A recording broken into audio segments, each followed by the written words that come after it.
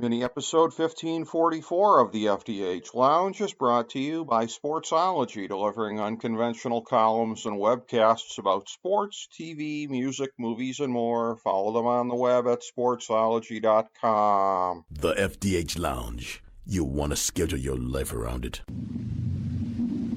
A long time ago, on a gloomy, wet Cleveland spring night, two men stand alone amidst the late-night drizzle. Their voices echo across the vacant station parking lot as they debate the merits of the great American radio show that have been missing for far too long. On that night, an idea was born. That idea became the FDH Lounge.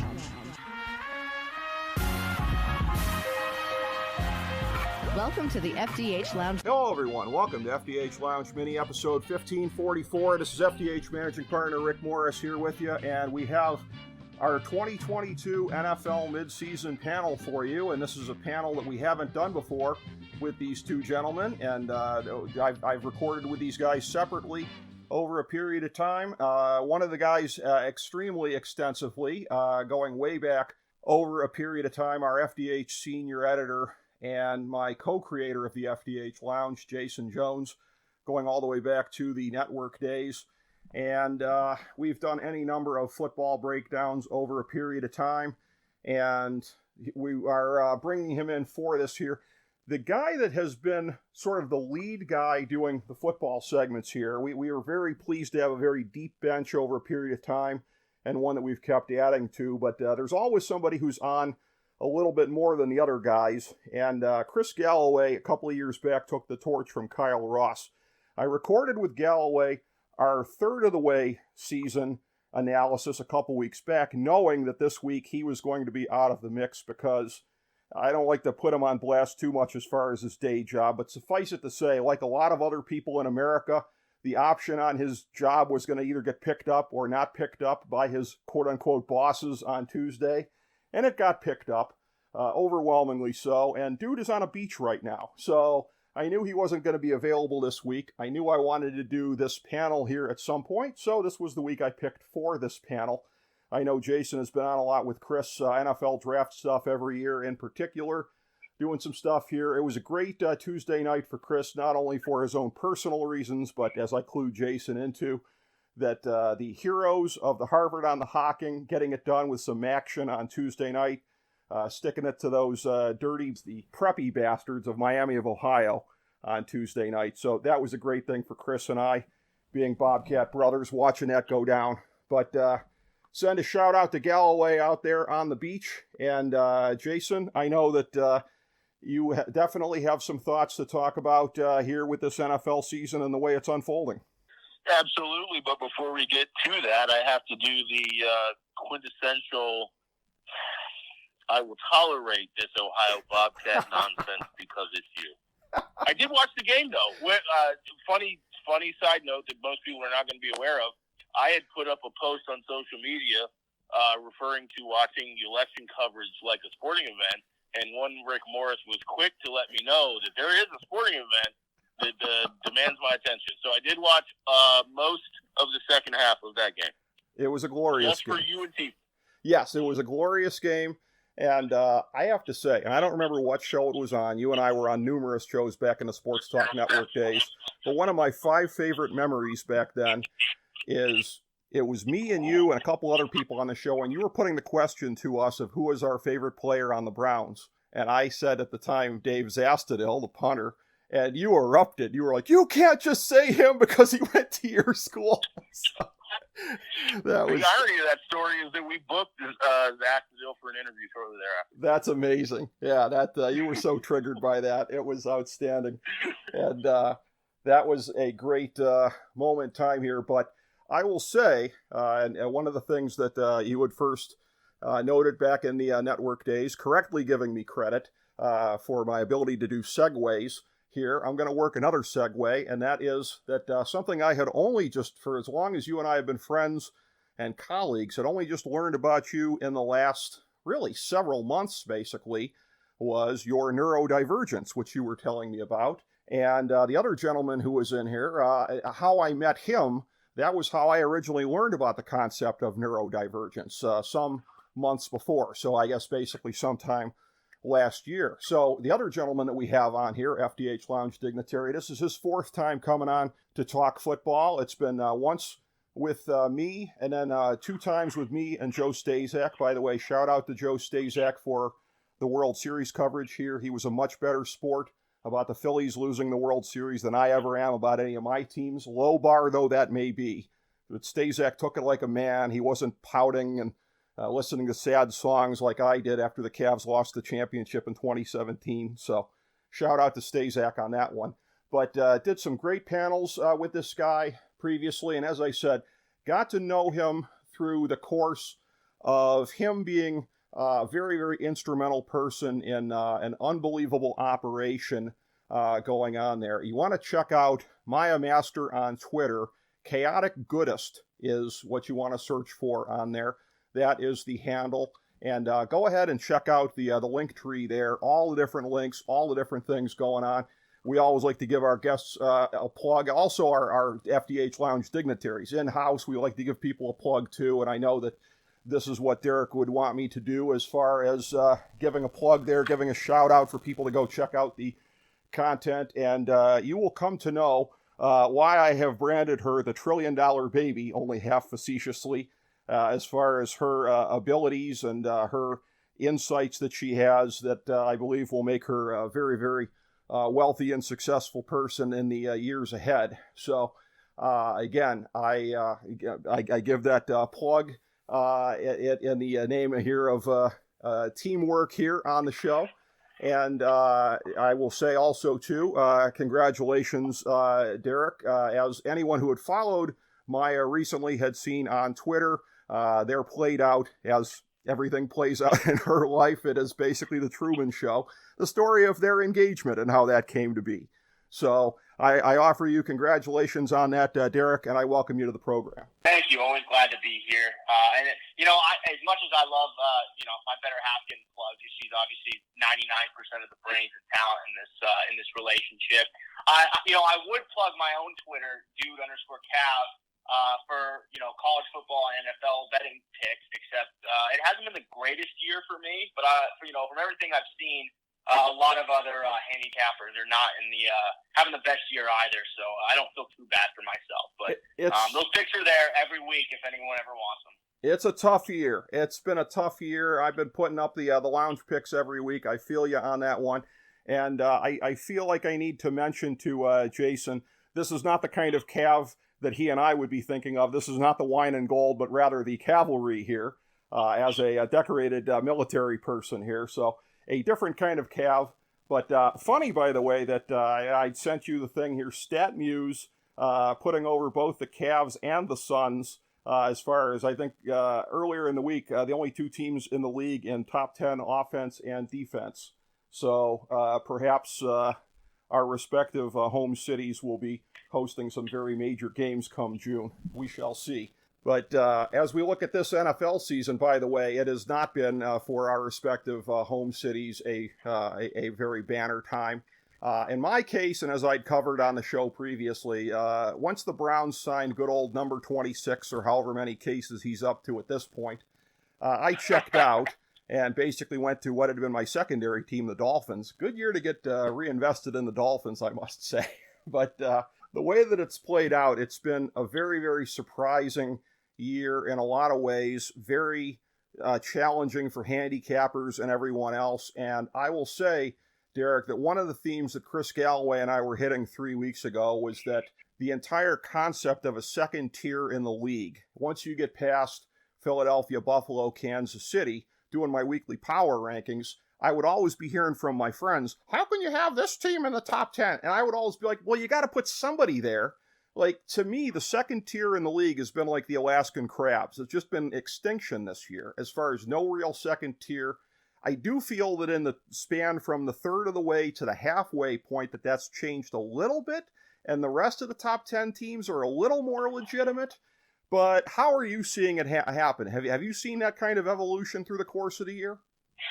Yeah, it's certainly been interesting, and I wouldn't necessarily disagree. I do think that, going off of and maybe being, contrary to your midseason power rankings here, I actually do. I believe in Philadelphia as that hardcore number one this year. As much as I hate, those Philly scumbags like everyone else, the Eagles are doing something special this year. You can look and say their strength of schedule is the worst, which is fair. But they're one of the few teams that's able to take their strengths of every position they have and utilize them in both on the offense and the defense. And then you look at, a lot of teams, I think going off of that, I think you're going to see a resurgence of Chicago in the second half. They finally figured, hey, Justin Fields is actually pretty good when we let him run. Maybe we should do that. And you're seeing, that more option play that let him do an incredible game last weekend. But overall, I think it isn't. There's not as many. There's more have-nots than haves this year, certainly. There really are. And Chris had said when we were doing our breakdown a third of the way through the season that he felt like the Browns were sort of the poster child for the season as far as just so many teams out there really being frauds. And I really couldn't disagree with him at all. By the way, and a note on this, in the FDH Power Rankings, which I personally oversee, Philadelphia is actually number one in this. Now, to differentiate, our FDH NFL midseason breakdown, available right there on the main page at fantasydrafthelp.com. We've got a comprehensive statistical index here that the three of us have in front of us here, and that is, and I probably should have noted it on there, many of the other rankings coming courtesy of Football Reference. As far as a lot of the other things in there. The one thing with Philadelphia kind of surprised me. They were only 29th in strength of schedule thus far. It doesn't seem like they've played a weak schedule, but yes, Philadelphia is super elite in every other ranking here at this point. And there are some teams in there that the index was a little kinder to than I expected and a little bit more rough to than I expected. Baltimore being third surprised me. The Browns being 13th surprised me when I had them 21st in my power rankings.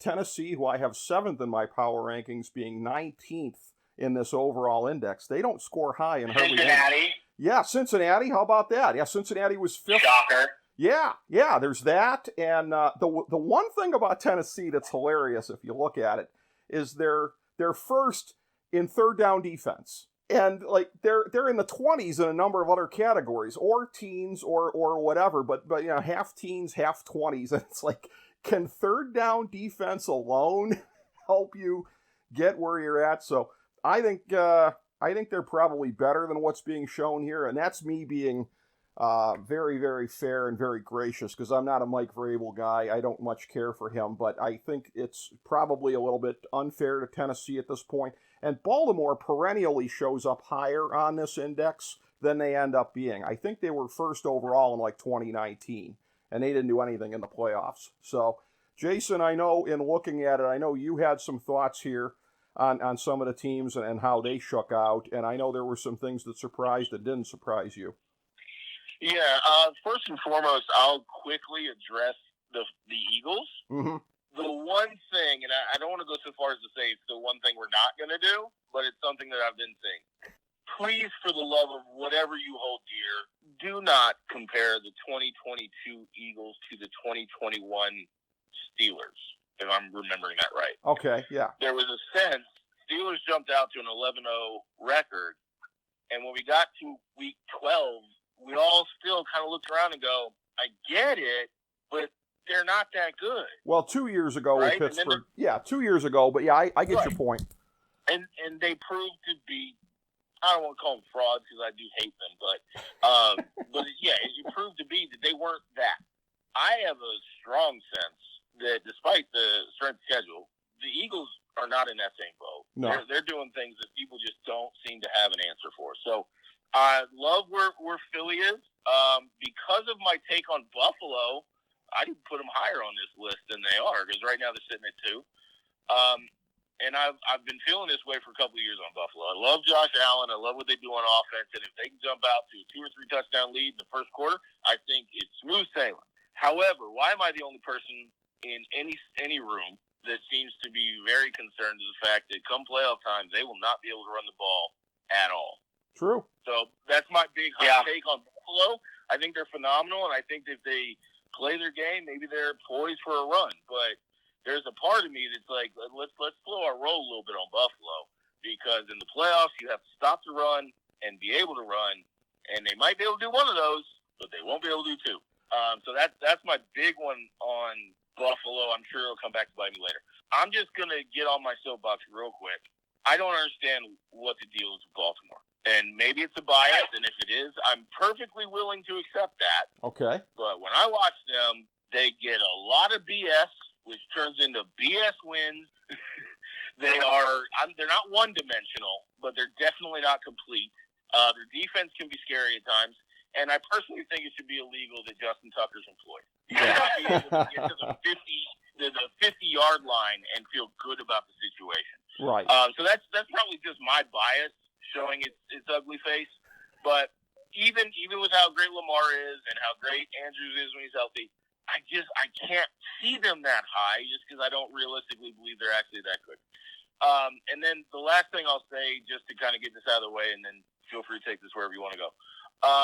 As a fan of a team that has traditionally been bad most, if not all of my entire life, I am absolutely giddy with joy watching Steeler fans and Patriots fans lose their ever-loving minds. Yeah. Told you this was coming. Nobody wins forever, and I love that everything's falling apart at the seams for those people. That being said, it's been a very strange year. I would agree that Cleveland's a little high because I was hoping to be somewhere close to the halfway line, which would have been 16, which I still think is a little lofty for a team that only has, 3 wins? Right. This doesn't factor in wide-scale defensive choking especially. I mean, that's the whole thing here. If there was a category for choking, underplaying the talent that you have, misusing resources, then the Browns would have a 32 to tack on there as far as their proficiency, Jason. Oh, absolutely. And I'm not delusional and rah-rah about this. There's a couple decent wins. 2 of the 3 wins are okay. But of the, 5 losses, 4 of them are basically inexcusable. So how that manifests through statistical metrics, I don't know, but something feels wrong here with that.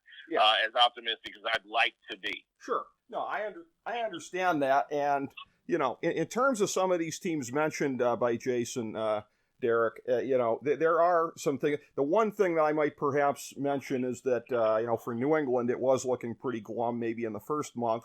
Things have kind of turned around since then, although they're clearly not back where they were a couple of years ago. But there have been a lot of things that have happened here through the course of this. And, if we were going to hold up a couple weeks ago the Browns as being sort of a poster child for the league and for some of the teams, because, again, there's a lot of teams this year that just haven't lived up to what they were supposed to live up to. Again, I will point this out. If you look at 29th in the metrics here, 25th in our power rankings still. I was kinder to them in the power rankings, but the Cardinals at midseason, you could do a lot worse than using them as an example, a microcosm of the league in 2022, it seems like. Yeah, I mean, the Cardinals, I think they're just almost, I think they're unique in the sense that, when you look at the roster, they have the stars, they have the numbers there. Granted, I mean, you can take, obviously, that DeAndre Hopkins was out for 6 games, but, I think mine and most of the fan base's biggest issue with that team is the coaching. I think the Cliff experiment was fun, and I think that's ultimately going to be the downfall of this team. So I'm all in on Tank at this point with that team. But I think one of the more interesting things overall, getting off the Cardinals real quick, because I don't like to dwell on them when they're doing bad. Can't blame you. Is what we kind of talked about already. That Jason alluded to earlier is that how important the run game kind of is this season, and you're seeing the evolution of. Maybe even I almost want to say the de-evolution of the offensive line in the sense that we've seen this crazy offense the last few years because we've had these mobile quarterbacks. We've had the Mahomes, we've had the Murrays, the Lamars, and then teams figured out, edge rushers, and we contain and we have a spot, and then that's shut down this year. I don't know why it took defenses a few years to figure it out after Lamar's breakout season, 3 or 4 years ago. But we're seeing the run games really matter, and I think you're seeing that most effectively with Minnesota. Kirk Cousins somehow having the year of his life, who a lot of people have said that, was a waste of money that they dumped on him. But, they're able to effectively manage. They have that star running game. And then obviously they have Justin Jefferson that helps. But And then I think you're seeing that with a few more teams. So I think it's almost the resurgence of what, most of us grew up with, that the strong pocket passer with a good running back, and then, able to do those play actions. So it's been an interesting, almost full circle. What is old, it must be new again, and what is new is old again in that sense. So that's one of my biggest takeaways overall of the season.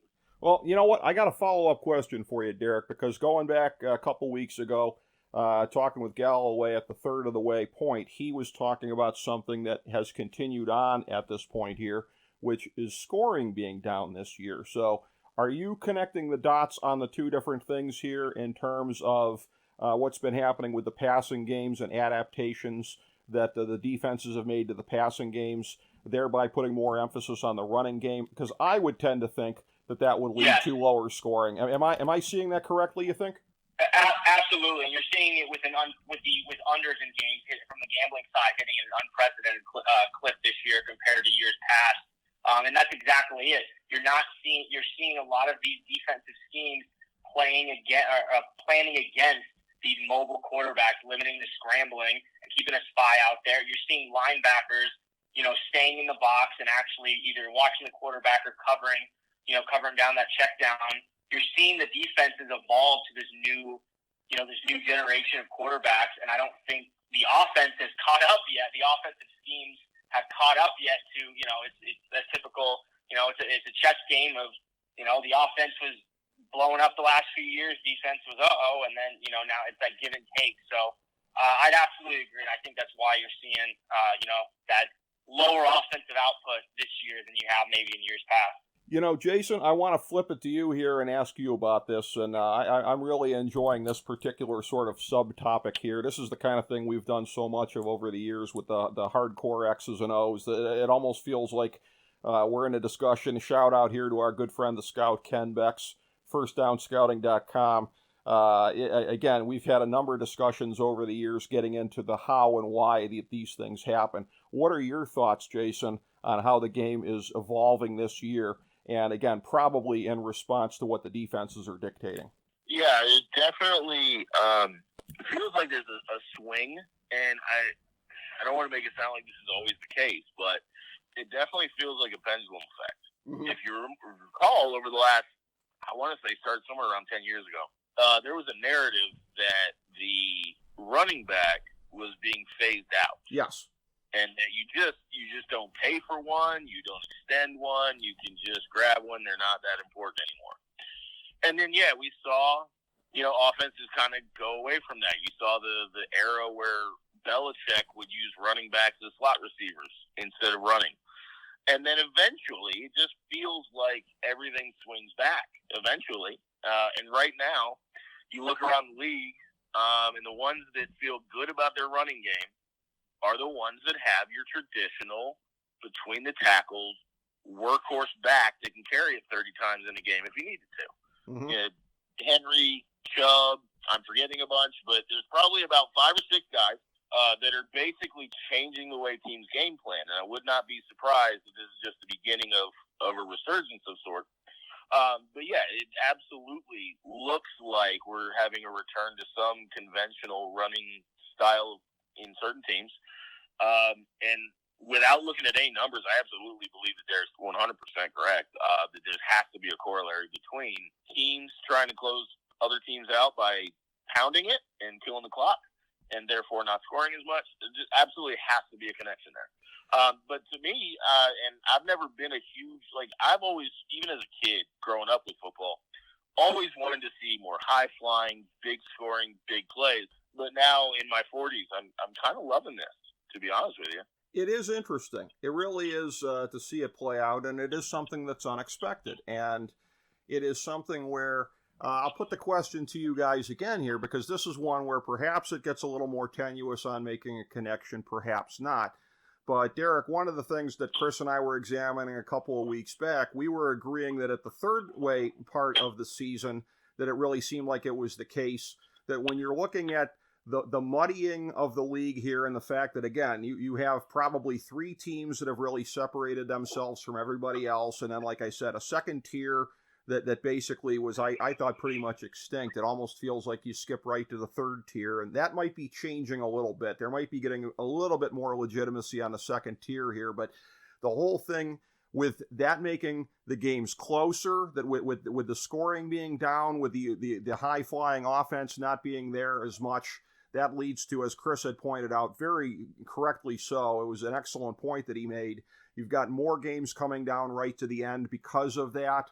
That's probably, again, as you pointed out, lower scoring games with games hitting the under here. But do you feel like it's somewhat closing the gap in the league talent-wise? Because I know coming in, we all thought there was going to be this whole tier of super teams in the AFC and maybe one or two teams in the NFC that could hang, and you really, really haven't had that. You've had, the top teams, the tier of the top teams and the way they've separated themselves feels like it's different than in past years, and the mushy middle and the gray sort of bottom in the league here. And I can't help but think that it's all connected to that here, and that the mediocrity and everything like that comes from the lack of the high-flying offense, more games coming down to the end, and more teams having a chance at the end.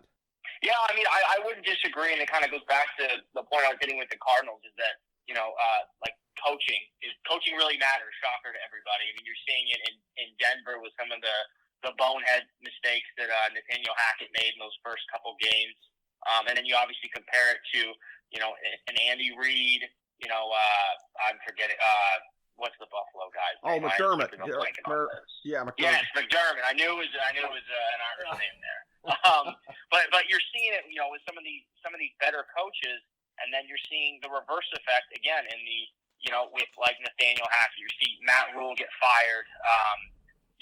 I think I'm not going to say coaching now suddenly matters. I know that sounds like an outlandish take, but it's more of an opportunity for bad coaching to get exposed, if that makes sense. When you have closer games, it comes down to often it comes down to the players, but it comes down to the coach making those right calls. So I think that's playing a part in it as well. And then obviously, again, going back to the pendulum swing, I think the teams that built their schemes for the run, as in great offensive lines and not relying on, I can just, I have my quarterback can scramble out of it, or I have a good running back I can check down, or I have some star receivers. Looking at you, Las Vegas Raiders, you don't really the teams that are succeeding this year have those good offensive lines that are allowing for that high-powered run game.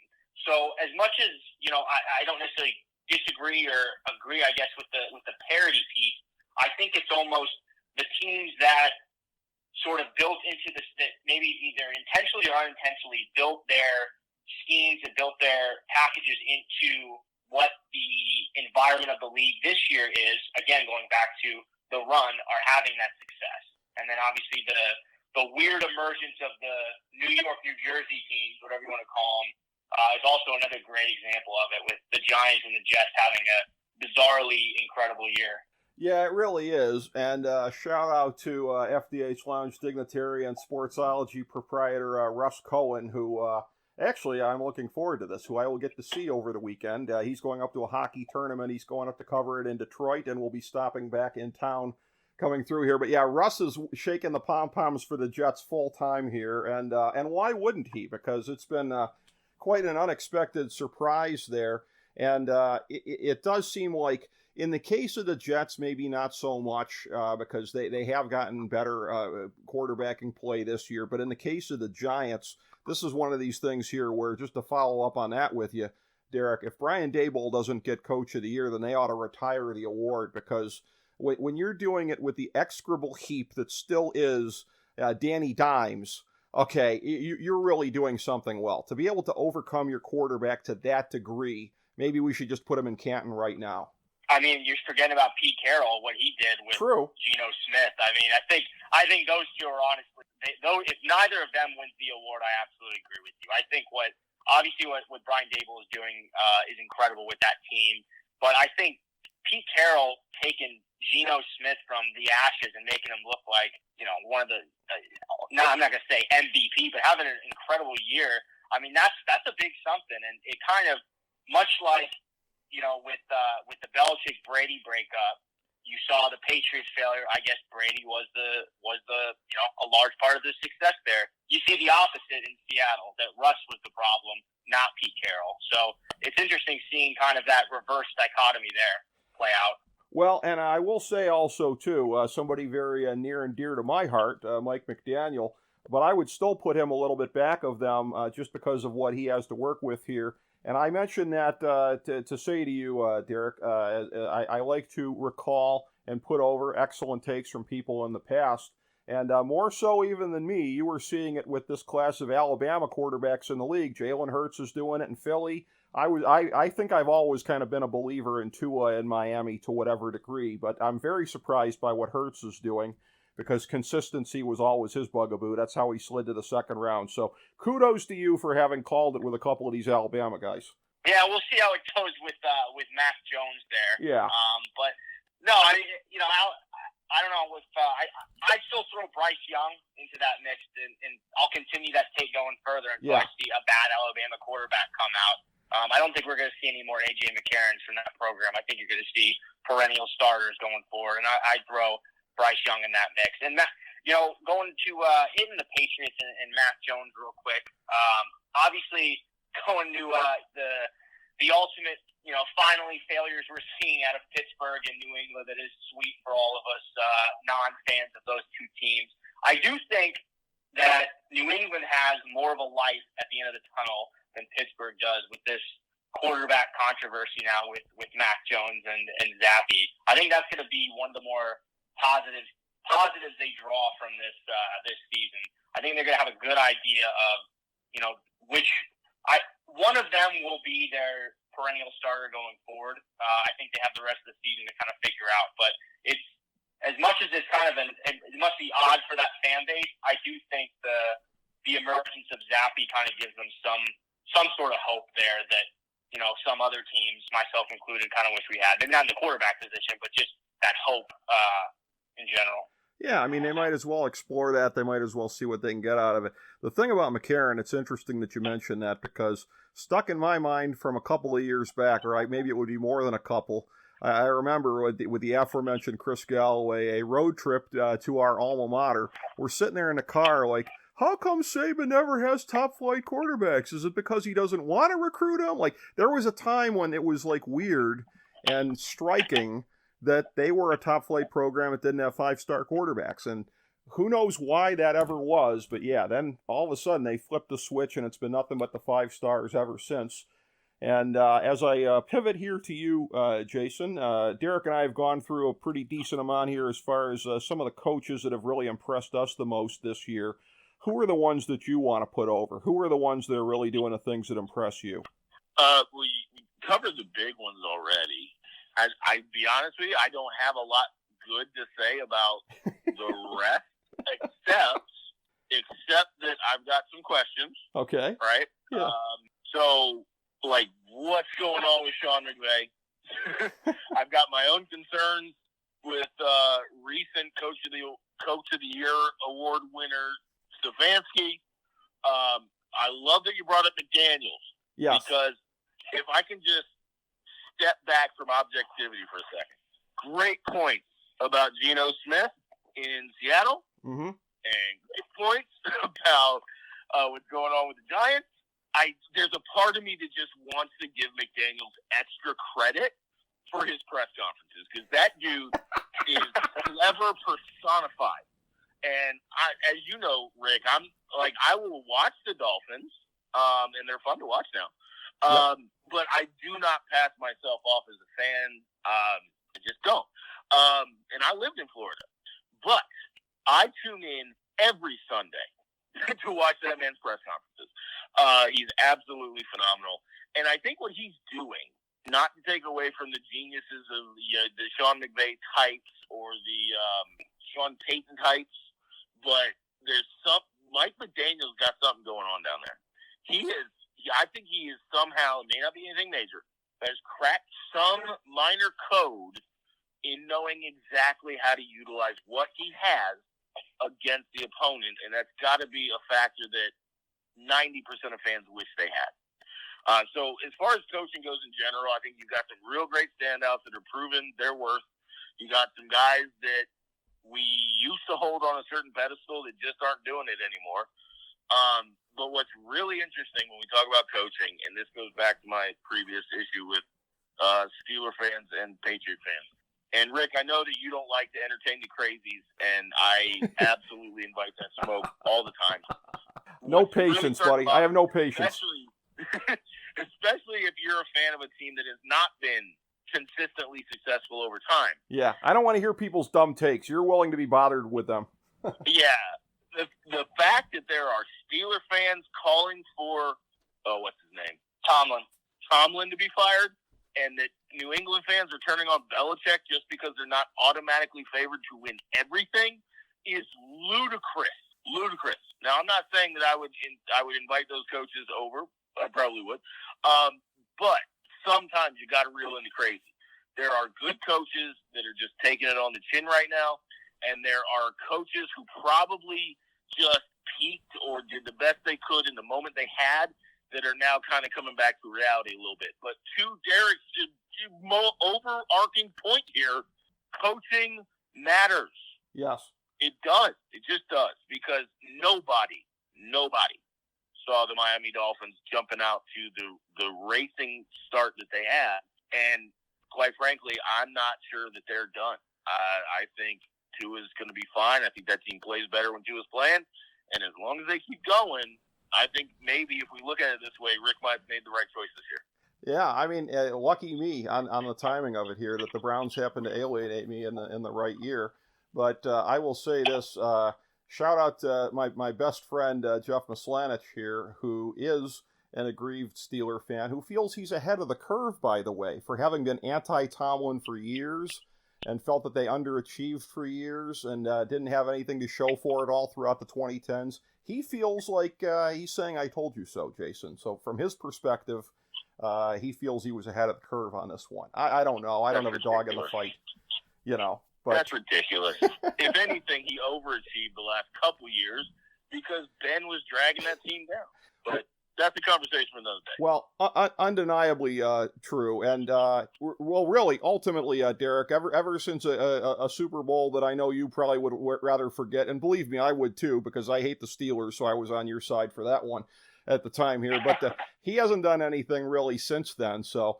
But between Jason's take here and my best friend's take, I guess I toggle a little more towards my best friend on that one here.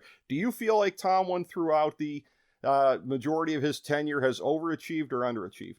No, I'd agree that with Jason about just that. I think he's overachieved, and again, I think Roethlisberger absolutely dragged that team down. I think if they had, if they had moved on from him earlier, especially that year they went.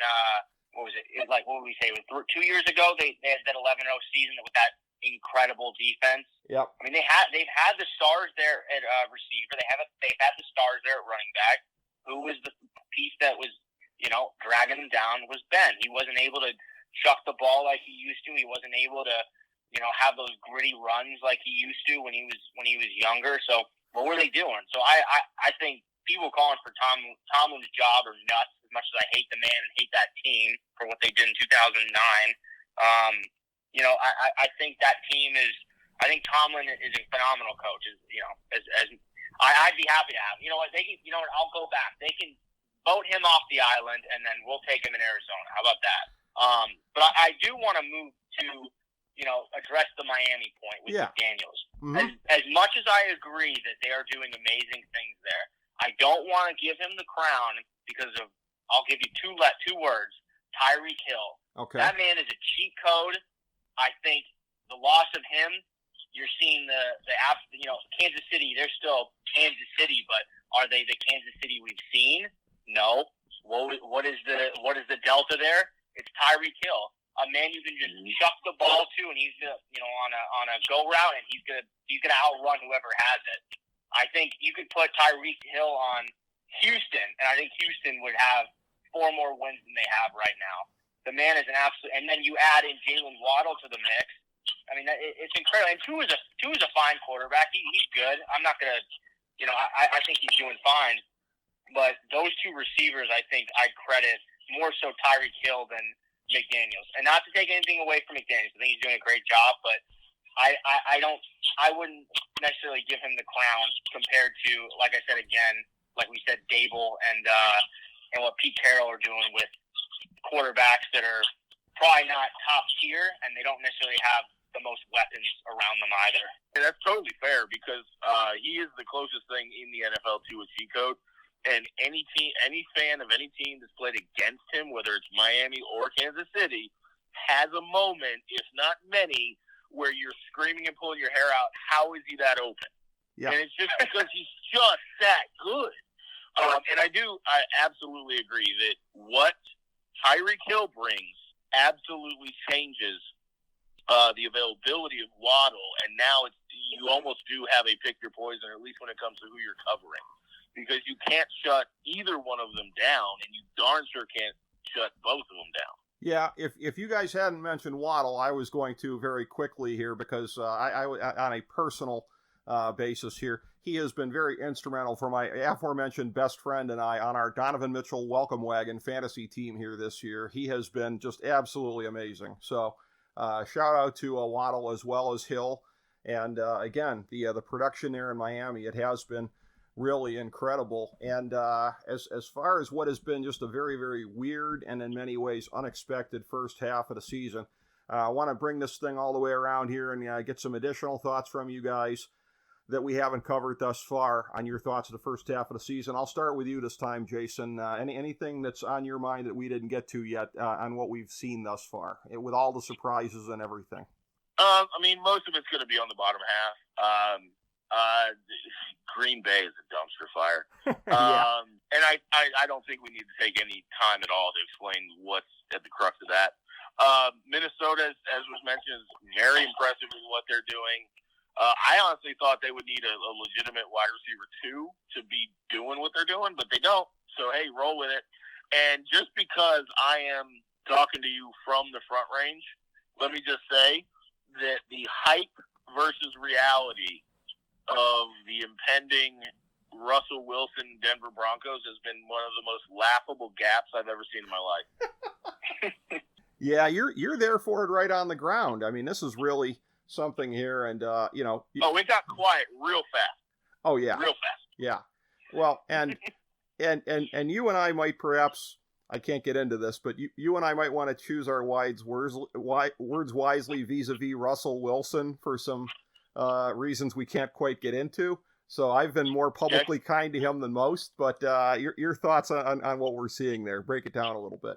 On Denver? Yeah. Yeah. I think there probably is some truth to the idea that everything had to go through Russell in Seattle, which was probably why they started to trend downward. And then when he came here, everybody was so happy to say, let's ride.